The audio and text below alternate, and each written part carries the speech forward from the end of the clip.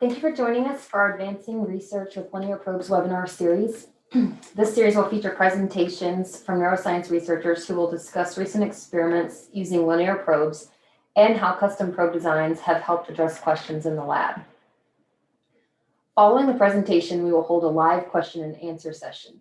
Please use the Q&A feature in Zoom to post your questions at any time, and the speaker will address these questions at the end of the webinar. Today's speaker, David Herzfeld, received his Ph.D. from Johns Hopkins University, and he is currently a postdoc in Stephen Lisberger's lab at Duke University. David is broadly interested in how the brain learns and retains motor skills. His current work uses multi-contact linear probes to record from the complete circuit in the flocculus of the cerebellum, with the goal of describing how this circuit contributes to smooth pursuit motor learning.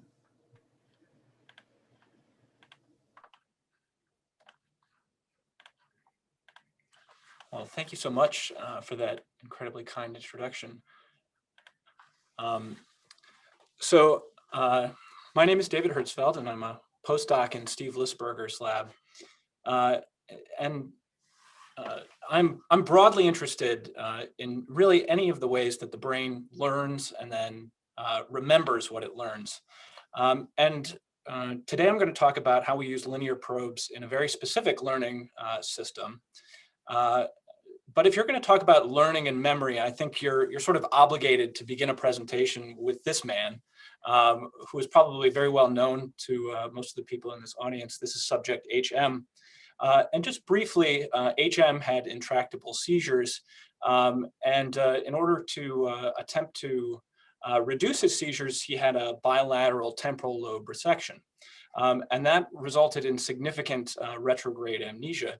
So this is a patient that provided a wealth of information to neuroscience, in particular to Brenda Milner. And she and HM worked together for many years and did many fantastic studies together. But the one that really sort of stood out to me, the one that speaks to me, is this very simple task done in 1969.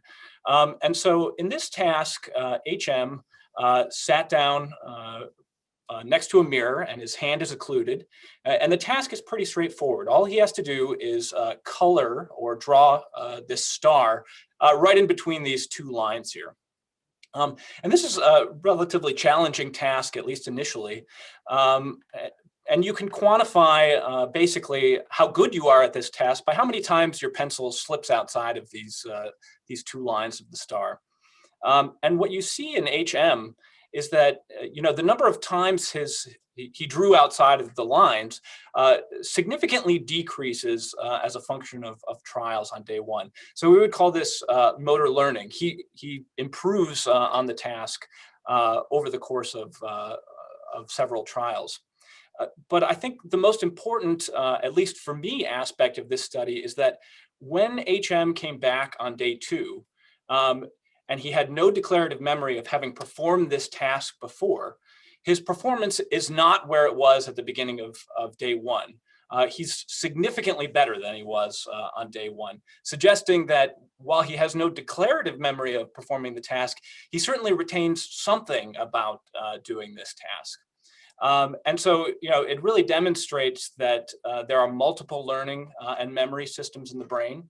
And for me, the tact and our lab, in fact, the tact that we take is to study this particular type of learning, which is motor learning, for two primary reasons. First is that these tasks are really easy to manipulate, both in humans, non-human primates, and other animal models. So you can really get a wealth of information by being able to really manipulate and measure the stimuli and the responses that participants give. And two, the hope is at least that the study of motor learning the fundamental principles will generalize broadly to other memory and learning systems. So just to jump ahead a few decades, still looking at subject HM for just a minute, this was work done by my graduate advisor, Dr. Reza Shadmehr. And so subject HM, this is a little bit more of a sophisticated task, was sitting in a robot or sitting on a chair and held onto a robotic manipulandum, a 2-joint robotic manipulandum, and just asked to reach to targets located in 8 different directions. And you see that initially his movements are not exactly straight lines. There's a little bit of hooks at the end. But by the end of day 1, you see that he makes nice straight reaching movements, which is what you would expect of a regular subject. And when he comes back on day 2, even though he has no memory of using this apparatus before, he's again making straight reaching movements, again suggesting that at least the temporal lobe does not contribute to motor learning.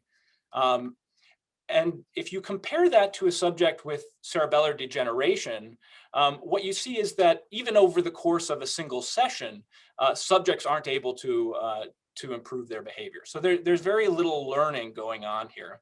And this really speaks to the fact that the cerebellum is really a required structure for the acquisition of this type of memory, that is what we call motor memories.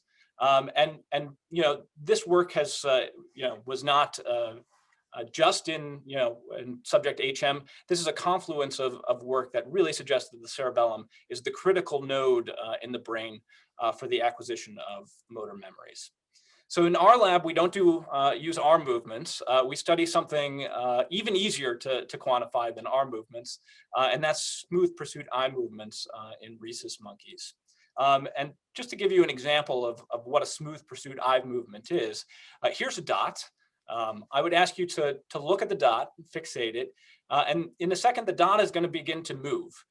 So try to keep looking at the dot while keeping your head stationary.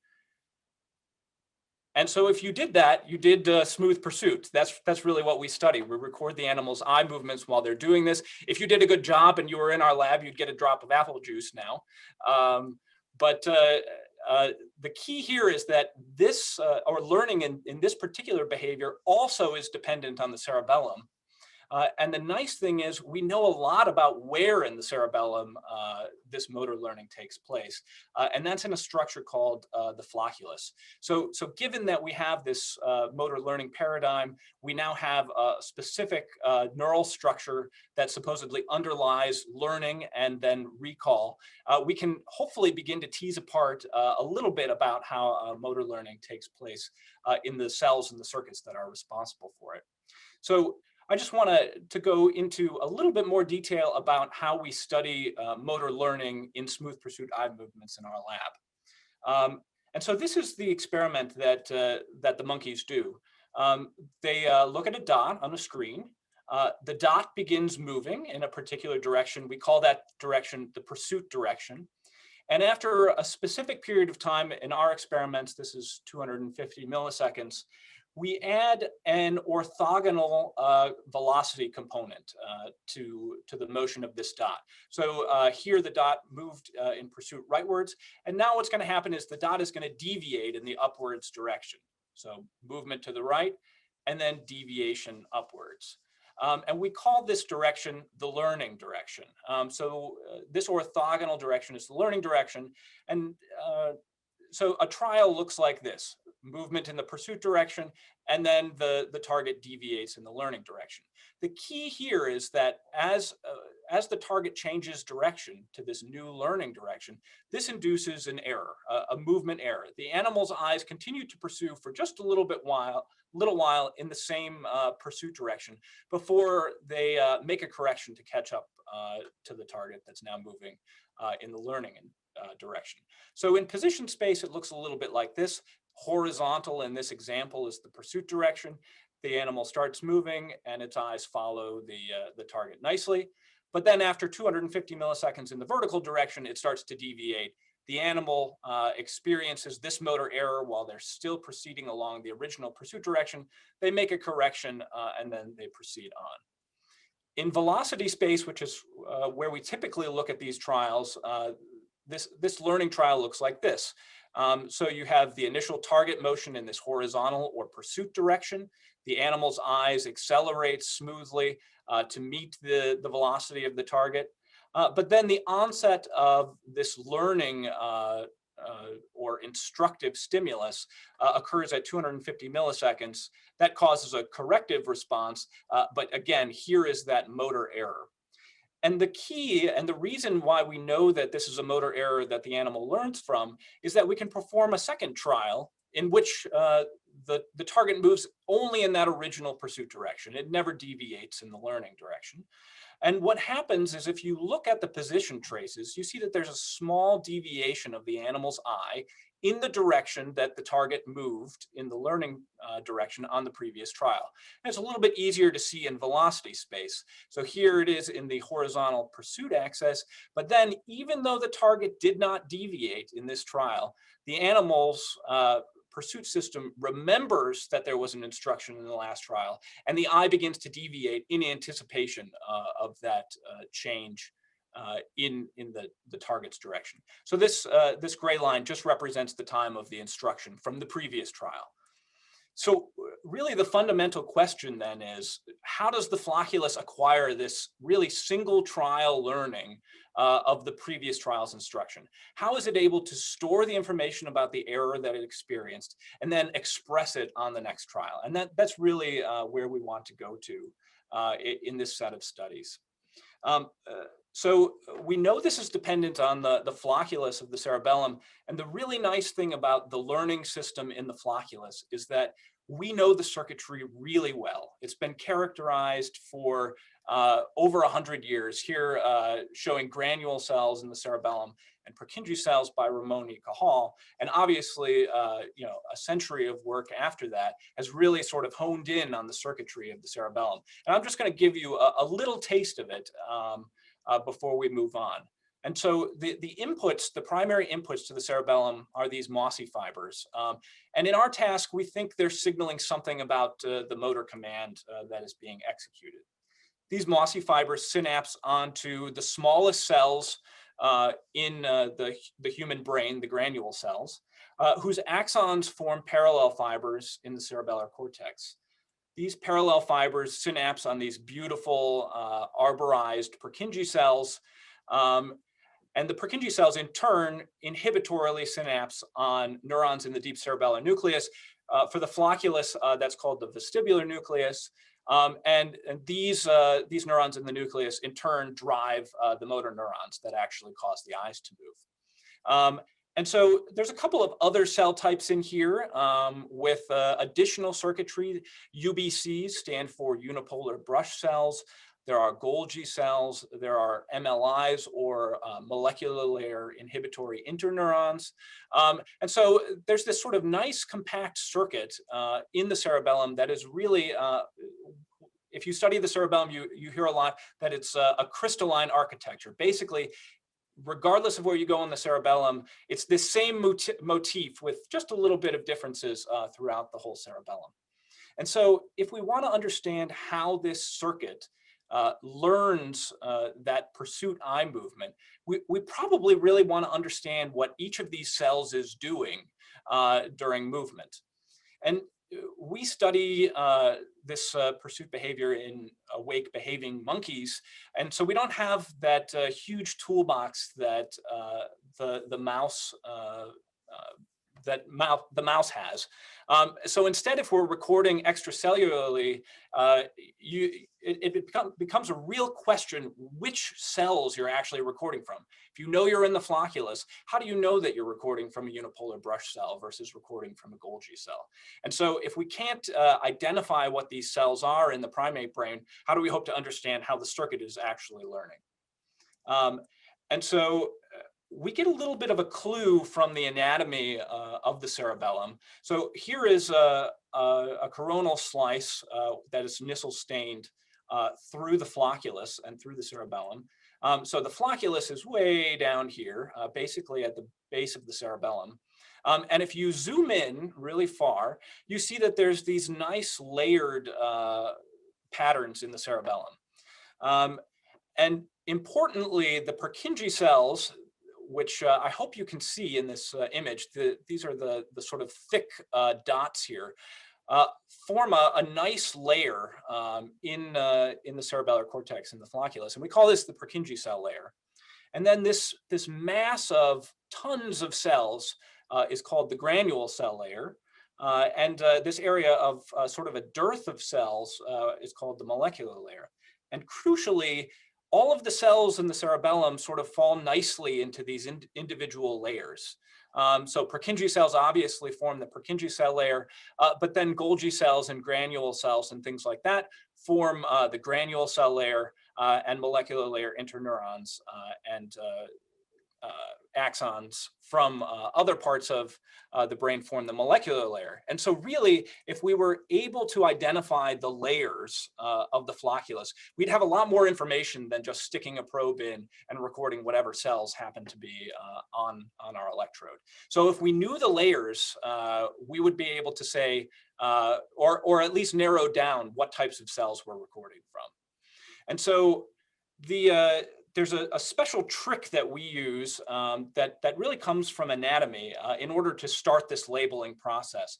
And that's that Purkinje cells are incredibly easy to identify from their extracellular recordings. And the reason being is that they get two primary kinds of excitatory inputs.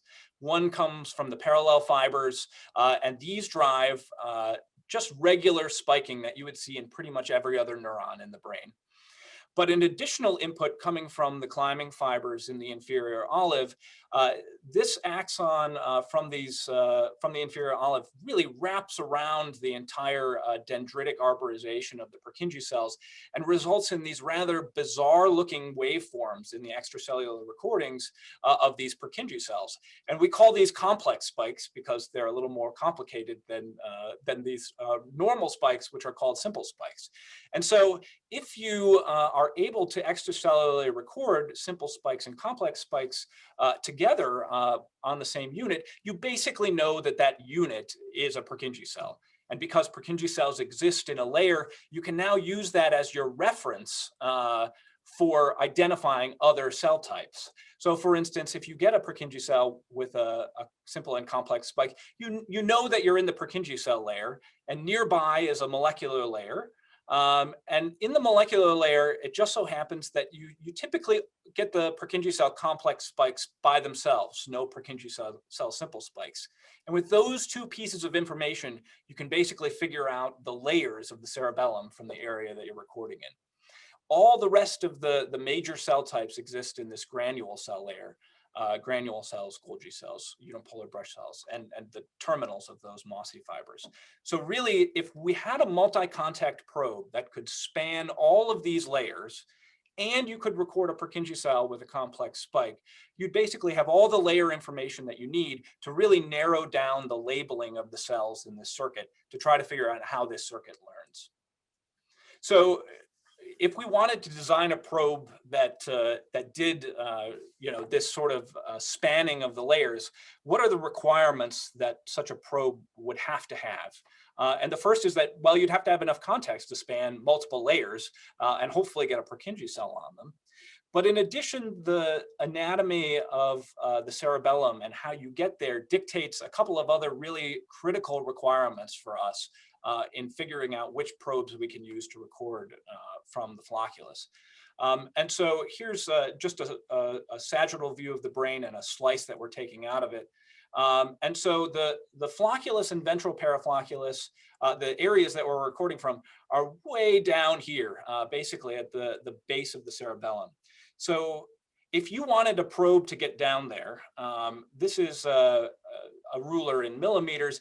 From the base of, or from the top of the brain, which is how we arrive at the flocculus, you're going down about 50 millimeters. And that doesn't include any of the extra hardware that's sort of on top of the animal's skull, including the recording cylinder, the microdrive, et cetera. So if you want a probe that's going to get down there, that probe needs to be longer than 100 millimeters, which really knocks quite a few of the probes that are on the market just completely out of our ability to use them.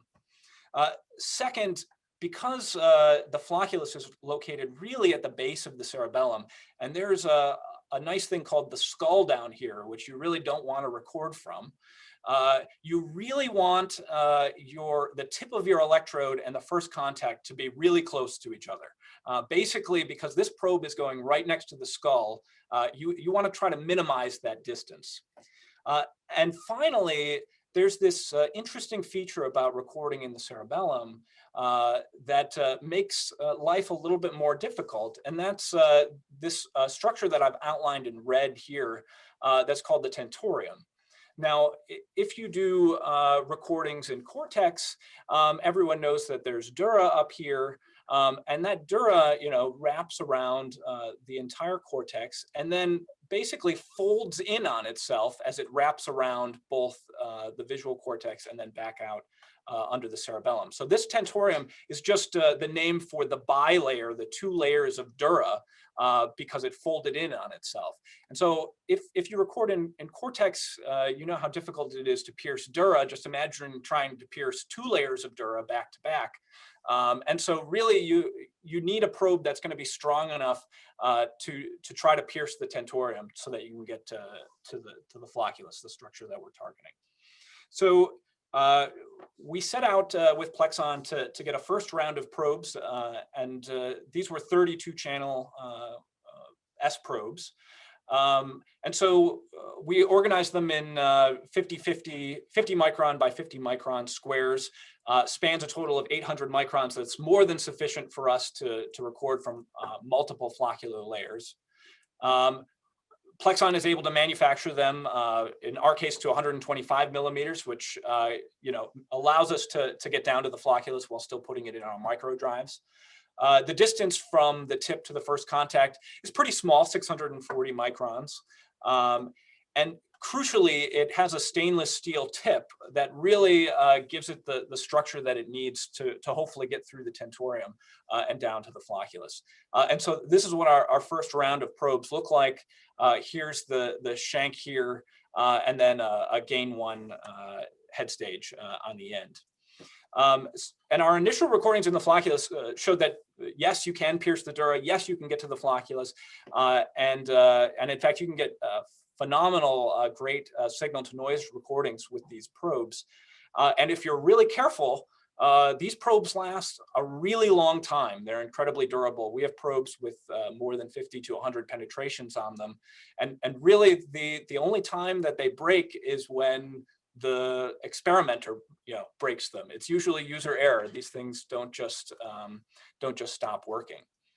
But we ran into a slight hiccup, maybe, and that is that we really wanted to record from all the neurons in this floccular circuit. And there's one in particular that's been incredibly hard to record from. And basically, we have almost no data on it in the entire cerebellum, and that's these very tiny cells called the granule cells. And they're approximately 5 microns at most in diameter. These are the smallest cells, smallest neurons in the brain. And so we really wanted to, if we wanted to record from the complete floccular circuit, try to record from these granule cells and modify our initial probe design to give us the best chance of being able to record from these granule cells. In addition, we noticed that it was a little bit hard to use our initial 32 channel S probes in our microdrive. Here's the microdrive that we use with these rhesus monkeys. This is a Narashigi microdrive. And if I was to just schematically draw that first 32 channel probe, it sits in the microdrive like this. And basically, just due to the way that the microdrive is designed and then having this head stage on the end, basically we're really limited into the angles that we can put this probe in the microdrive. Basically, you're sitting at one angle and that's pretty much it. And in a laminar structure and with a laminar array, you sort of want that extra benefit of being able to rotate your probe in really any orientation you want, point the contacts in whatever orientation you want.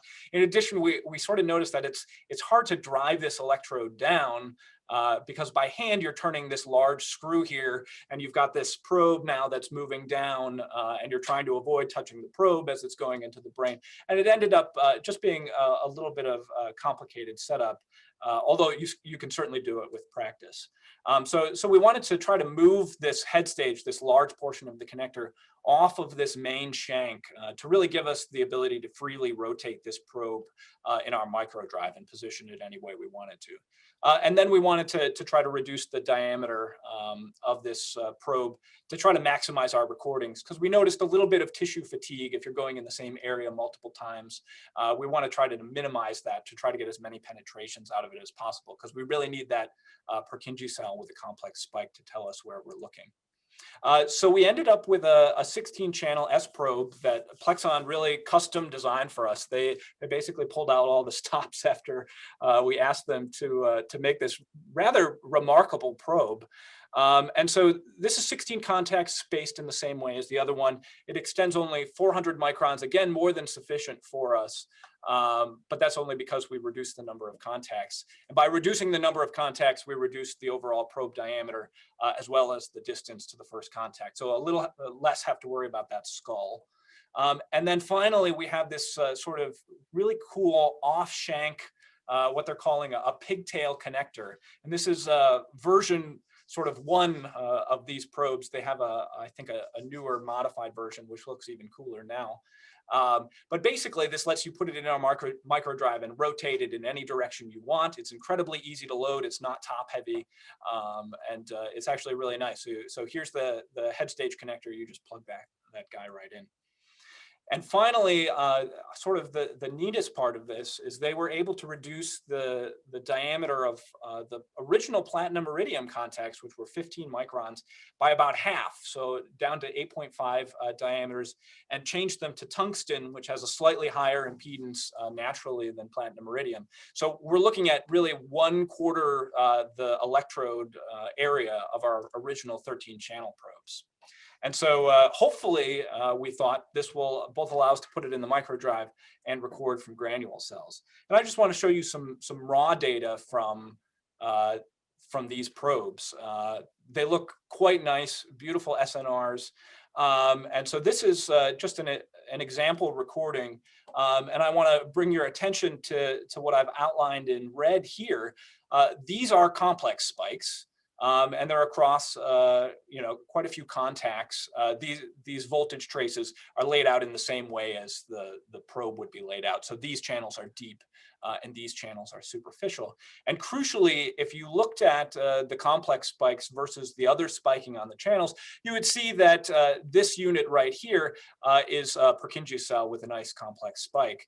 And so we can now, post hoc go back and say, well, here's the Purkinje cell layer right here.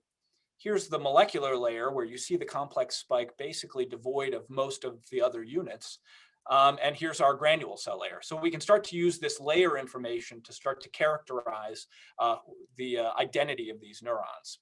So, from a recording that looks like this, we know pretty much only 2 things. One is that we know basically what the layers are, and we know identically what Purkinje cells are, because we have their simple spikes and their complex spikes.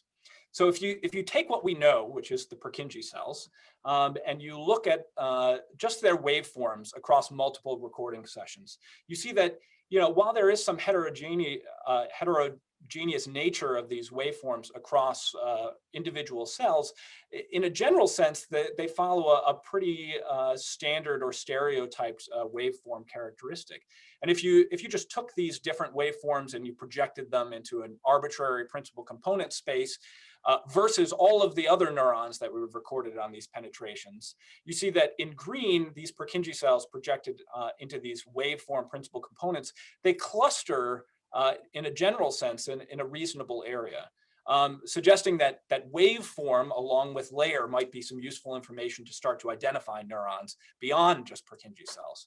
And finally, the last piece of information is that if you look at the autocorrelogram, which is really a measure of the probability of a neuron firing at a given time t, given that it fired at time equals 0, you see that there's really a nice sort of stereotyped autocorrelogram across these known Purkinje cells as well. So really, if you think about it, we technically have 3 nice pieces of information if this supposition holds true across other neurons in the flocculus, and that is, if we know the layer, and we know their waveform, and we know their autocorrelogram, those 3 pieces of information should reasonably allow us to start making suppositions about what types of cells we're recording from. And so just to give you a quick hit about what that looks like, here are our known Purkinje cells with their waveform. And here's an example autocorrelogram. You see that it's very stereotyped, very much like the average autocorrelogram that I showed you on the previous slide. And then you can sort of dissect away at this floccular circuit. For instance, you can look at Purkinje cells, or what we think are Purkinje cells, but we weren't in the appropriate layer. They didn't have a complex spike on that extracellular recording. We only found the simple spike, so chances are we were a little closer to the soma or the dendrite of that Purkinje cell, so no complex spike, which exists in the Purkinje cell layer or the molecular layer. But you see that if you think about putative Purkinje cells, they look a heck of a lot like known Purkinje cells, and they have autocorrelograms that look the same. So following this logic, you can start to define characteristics of all the other cell types that might exist in this floccular network, and they really tend to cluster reasonably well. And so I gave you a long spiel about designing the probes to record from granule cells as well. So do we have any evidence that we've recorded from granule cells? And I'll start with basically this one example of a granule cell. And really, it's basically the only example of recording from a granule cell in an awake animal.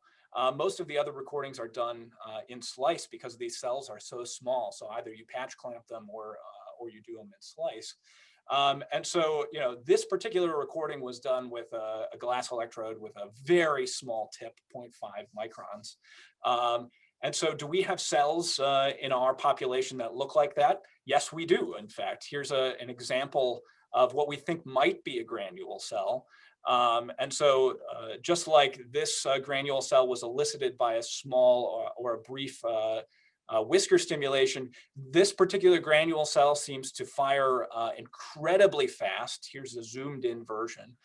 Every time that the animal makes a saccade, these are horizontal and vertical eye position traces. So every time the animal makes a saccade, this putative granule cell fires in the flocculus. And so if you were to make a stereotypical autocorrelogram for what we think a granule cell looks like in the primate flocculus, it looks sort of like this sort of bursting behavior. So peaked autocorrelogram, the likelihood of firing is very high for times very close to the last time you fired. And so how do we validate these labels? Well, in a monkey, we can't really do it. We don't have the optogenetic techniques, but what we're working on now is using the same probe technology to record from mice that do have optogenetically labeled cells.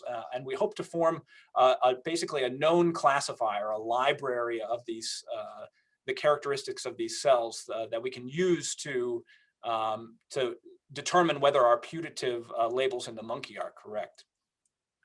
So just to briefly summarize what I've talked about so far, is that the Plexon S probes have really allowed us to consistently record from multiple floccular neuron types simultaneously. With proper care, these things are incredibly durable, greater than 50 to 100 penetrations. And I'm not saying that that's the upper bound. I'm just saying that's how many penetrations we've done. So chances are you could do quite a few more as long as you're careful.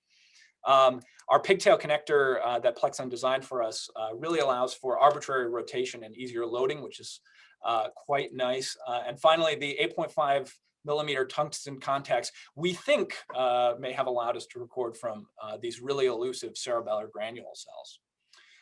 And hopefully I've convinced you that at least in the initial stages, we can use a combination of the known cerebellar layer, the firing characteristics such as the autocorrelogram, and a neuron's waveform to start to putatively assign neuron classes to these basically unknown cells that we're recording extracellularly.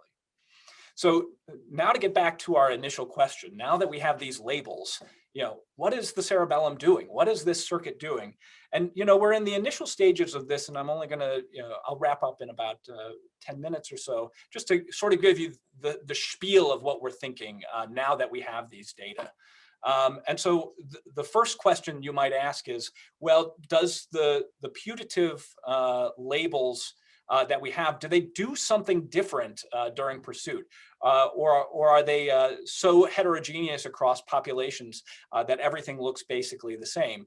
And so to answer that question, we just had the monkey make smooth pursuit eye movements in one of 8 directions. These are really just tuning trials. And if you plot the animal's eye velocity, you'll see that the eye accelerates to meet the target, the speed of the target, and then smoothly decelerates as the target stops. And if you look at known Purkinje cells, these are cells that have simple and complex spikes together, you see that these Purkinje cells look a heck of a lot like eye velocity. And this isn't a new finding.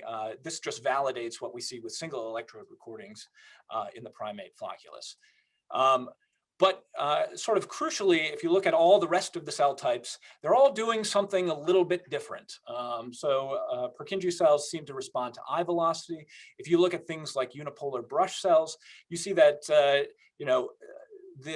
the fact that the end of the movement results in either a higher or a lower firing rate in 2 opposite directions suggests that these cells have a significant amount of eye position tuning.